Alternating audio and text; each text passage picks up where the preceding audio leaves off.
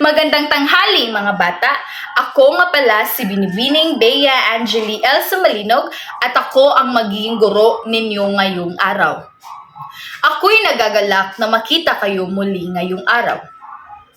Kumusta ang araw ninyo mga bata? Mabuti at maganda ang inyong araw. Kung gayon, handa na ba kayong makinig sa ating leksyon ngayong araw? Magaling! Kung gayon, tara na't simulan na natin. Pero bago tayo magsimula, magkakaroon muna tayo ng panalangin at pag-check ng attendance. Panginoon, salamat po sa panibagong araw na ito upang kami ay matuto. Buksan niyo po ang aming isipan upang lubos na maintindihan ang aming mga aralin. Bigyan niyo din po ang aming mga guro, mga magulang, at mga kamag-aral ng lakas ng katawan at isipan na masigit namin kailangan sa araw-araw sa panahong ito. Ang lahat po ng ito ay aming dinadalangin sa iyo, aming Diyos Ama. Amen. Meron bang liban sa ating klase ngayon, class? Wala. Mabuti naman kung ganon. Maraming salamat mga bata. Ngayon, class, magkakaroon muna tayo ng paunang gawain na pinamagatang tukuyin mo. Mayroon ako ditong dalawang hanay ng larawan at hanay ng mga salita. Tutukuyin ninyo kung ano ang nasa larawan gamit ang mga salita. Ano kaya ang nasa unang larawan? Mahusay, ito ay si ate. Sa pangalawang larawan naman, ano kaya ito? Magaling, ito ay si tatay. Ngayon mga bata, may ilalahad akong kwento sa inyo na pinamagatang ang pamilyang nagtutulungan. Makinig ng mabuti dahil pagkatapos kong basahin, may mga katanungan ako pagkatapos. Ang pamilyang nagtutulungan. Araw ng Sabado, maagang gumising ang pamilyang Perez. Abala ang buong mag-anak upang ipaghanda ang karawan ng kanilang bunso. Si tatay ang nagkakatay ng manok at si tatay naman ang nagluluto ng pagkain para sa handaan. Si ate naman ay katulong ni nanay sa kusina. Siya ang tagahugas ng kagamitan sa pagluluto at si kuya naman ay tagaigib ng tubig na gagamitin sa paghuhugas. Habang si bunso ay masaya lang na naglalaro sa sala. Dahil sa kanilang pagtutulungan, masayang pinagsaluhan ng mag-anak ang handaan sa kaarawan ni bunso. Ngayon, batay sa ating nabasang akda o kwento, narito ang ilan sa mga katanungan. Una, sino ang nagkakatay ng manok? Tama, magaling. Ang nagkakatay ng manok ay si tatay. Pangalawa, sino ang nagluluto? Mahusay. Tama, ang nagluluto ay si nanay.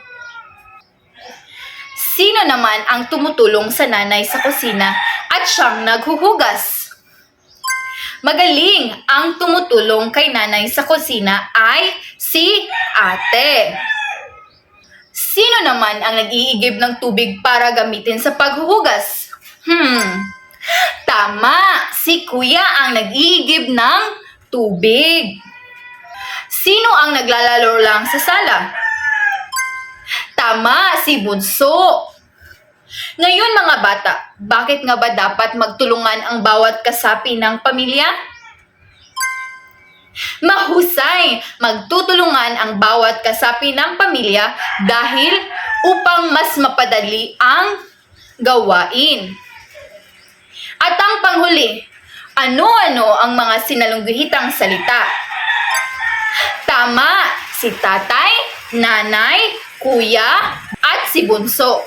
Magaling, mahusay. Bigyan natin ang ating mga sarili ng 3 bagsak. Hooray!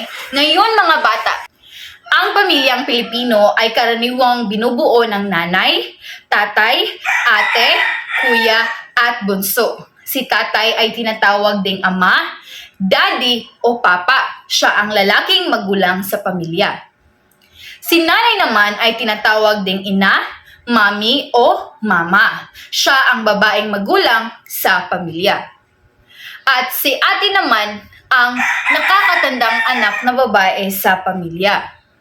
At si kuya naman ang nakakatandang anak na lalaki sa pamilya.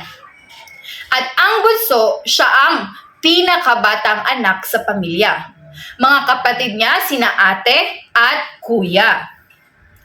May mga pamilyang Pilipino rin na binubuo lamang ng nanay, tatay, at mga anak. Mayroon namang pamilyang sina lola, lolo, tiyo, at tiya. Si lolo ang nakatatandang lalaking magulang sa pamilya. Si lola naman ang nakakatandang babaeng magulang sa pamilya.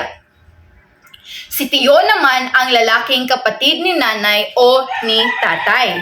Tumatayo siyang pangalawang ama sa pamilya. Si tiya naman ang babaeng kapatid ni nanay o ni tatay. Tumatayo siyang pangalawang ina sa pamilya. Ngayong alam na ninyo ang mga kasapi ng bawat pamilya, iguhit ninyo ang mga kasama ninyo sa bahay at kulayan ito. Ilagay ito sa isang short bond paper. Magaling mga bata, sa murang edad pa lamang ninyo, nakikita ko na kayo ay may talento sa pagdodrawing. Ngayon, magkakaroon tayo ng isang maikling pasulit batay sa ating talakayan ngayong araw. Sa unang gawain, panuto, ayusin ang mga titik upang mabuo ang tamang salita. Isulat ang mga ito sa guhit. At sa pangalawang gawain, ang panuto ay isulat ang S kung sakto ang pahayag at H naman kung hindi. Mga bata, natapos na tayo sa ating leksyon ngayong araw. Naway, marami kayong natutunan.